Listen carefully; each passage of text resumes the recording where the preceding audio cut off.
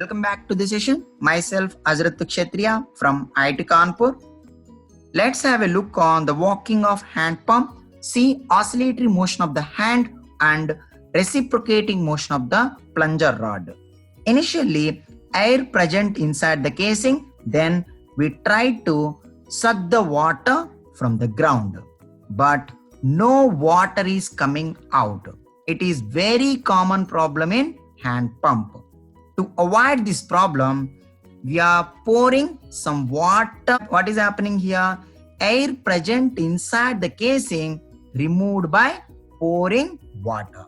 Still I am pouring water, doing up and down motion of the hand, that is oscillatory motion of the hand. Then here total casing filled with water. Now water is coming out. Here the question is, why water is not coming out when the air present inside the casing, that is case 1. Why water is coming out? By removing air present inside the casing by pouring water. What is the reason for these two cases? Suction power equivalents to rho GQH. Initially, density of air coming to picture.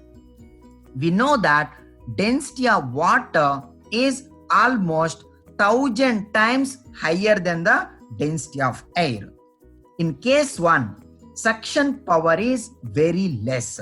This much amount of less suction power not sufficient to suck the water from the ground. That is why no water is coming out.